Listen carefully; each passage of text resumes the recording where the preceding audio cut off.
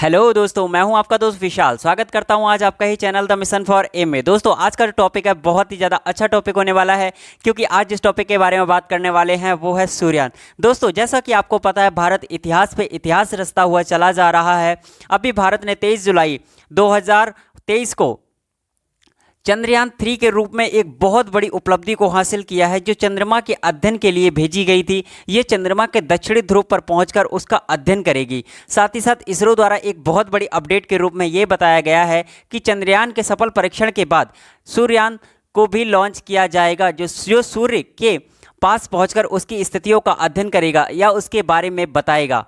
दोस्तों, आइए जानते हैं कि सूर्ययान क्या है। दोस्तों, सूर्ययान के रूप में दोस्तों आदित्य L1 नामक एक मिशन को लॉन्च किया जाएगा, जो सूर्य के स्थिति के बारे में बताएगा। आइए दोस्तों जानते हैं इसके बारे में।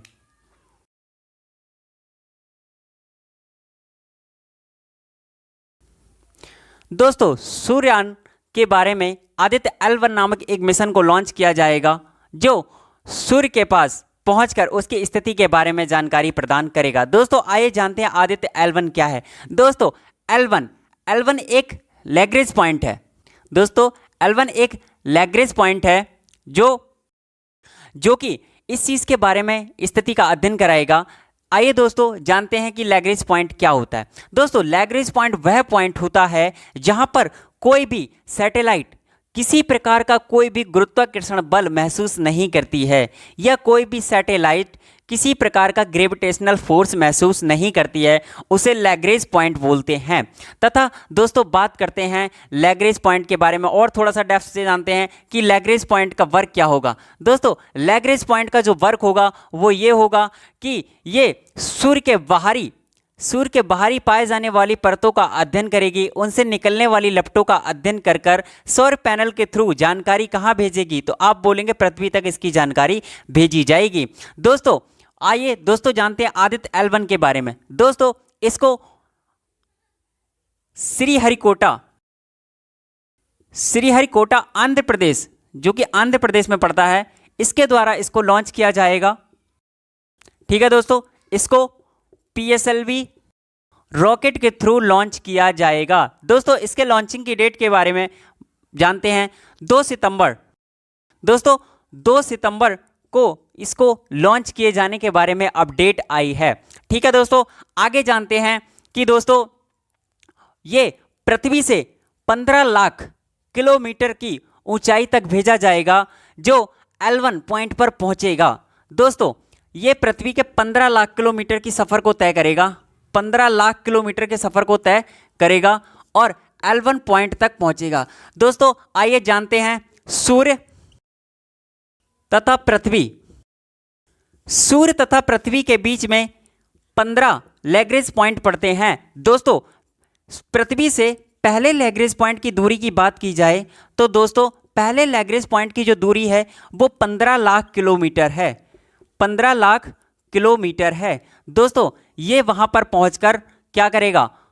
वहां पर पहुंचकर सूर्य की स्थिति के बारे में अध्ययन कर पूरी जानकारी प्राप्त कर पृथ्वी तक भेजेगा। आइए दोस्तों देखते हैं ये यान कब तक वहां रुकेगा और सूर्य की अपडेट हमें देगा। तो दोस्तों, इसके समय की बात करें तो ये तकरीबन 5 वर्षों तक L1 पॉइंट में रहने वाला है। 5 वर्षों तक L1 पॉइंट में लहरने वाला है और वहीं से जानकारी प्राप्त कर पृथ्वी तक भेजेगा। दोस्तों, L1 में एक जगह पाई जाती है। दोस्तों, L1 में एक जगह पाई जाती है जिसको हेलो ऑर्बिट बोलते हैं। Hello orbit. दोस्तों, आइए जानते हैं कि हेलो ऑर्बिट क्या होता है। दोस्तों, हेलो ऑर्बिट वह जगह होती है जहां पर सूर्य तथा पृथ्वी का ग्रेविटेशनल फोर्स इक्वल होता है, यानी कि बराबर होता है। ठीक है दोस्तों, वह जगह कौन सी होती है? हेलो ऑर्बिट होती है। दोस्तों, ये इसरो के लिए एक बहुत बड़ी चुनौती के रूप में सामने आ रहा है, क्योंकि इसरो द्वारा चंद्रयान 3 को लॉन्च किया गया है, जो चंद्रमा का अध्ययन करेगा। साथ ही साथ चंद्रयान 3 को लॉन्च करने से पहले 2 और परीक्षण किए जा चुके थे जो सफल नहीं हुए। दोस्तों, चंद्रयान 3 एक सफल हुआ। महज पृथ्वी से अगर चंद्रमा की दूरी की बात की जाए तो 3,84,000 किलोमीटर दूरी है। साथ ही साथ ये L1 पॉइंट तक पहुंचने में 15 लाख किलोमीटर की दूरी तय करेगा। कहीं ना कहीं ये इसरो के लिए एक बहुत बड़ा चैलेंज होने वाला है। दोस्तों, आगे जानते हैं और आदित्य L1 के बारे में कि ये और क्या कार्य करेगा। दोस्तों जैसा कि मैंने बताया था L1 पॉइंट आपका क्या करेंगे, ये सूर्य के बाहरी परत, मैंने आपको बताया था कि सूर्य में टोटल 6 परत पाई जाती हैं। दोस्तों सूर्य की टोटल 6 परत होती हैं, ठीक है दोस्तों। 3 आंतरिक परत होती हैं, 3 बाहरी परत होती हैं। तो ये आदित्य L1 बाहरी परतों के बारे में अध्ययन करेगा। दोस्तों जानते हैं सूर्य के टोटल परतों के बारे में। दोस्तों इसकी फर्स्ट जो परत होती है उसको कोर बोलते हैं। सेकंड परत इसकी विकिरण मंडल होती है। दोस्तों थर्ड परत इसकी संवहन मंडल होती है। चौथी परत इसकी क्रोमोस्फीयर होती है, ठीक है दोस्तों, फोटोस्फीयर एंड लास्ट कोरोना। दोस्तों ये इन 3 बाहरी परतों के बारे में अध्ययन करेगा और जानकारी पृथ्वी तक भेजेगा। साथ ही साथ दोस्तों बात की जाए कोरोना की, दोस्तों ये सूर्य के सबसे बाहरी परत पाई जाती है। औसतन अगर इसके टेम्परेचर की बात करें तो 6000 डिग्री सेल्सियस इसका टेम्परेचर पाया जाता है। मेनली इससे निकलने वाली किरणों का ही अध्ययन कौन करेगा, आप बोलेंगे जी L1 करेगा। और सौर पैनल के थ्रू कहाँ भेजेगा, आप बोलेंगे पृथ्वी पर भेजेगा। दोस्तों बात करें कोरोना की बाहरी परत, जिसे सूर्य की बाहरी परत कोरोना, ये कोरोना पृथ्वी तक नहीं आती। कोरोना की जो लपटें हैं वो पृथ्वी तक नहीं आती, बल्कि जो प्रकाश के रूप में पृथ्वी पर आता है वो सूर्य का प्रकाश मंडल द्वारा आई हुई परतें होती हैं जो हमारी पृथ्वी पर दिखाई देती हैं। दोस्तों आइए जानते हैं थोड़ा और सूर्ययान के बारे में। दोस्तों क्या भारत ऐसा पहला देश बनने जा रहा है जो सूर्य पर पहुंचने वाला है? तो नहीं, इससे पहले भी दोस्त आपका अमेरिका 2018 में सफल परीक्षण कर चुका है।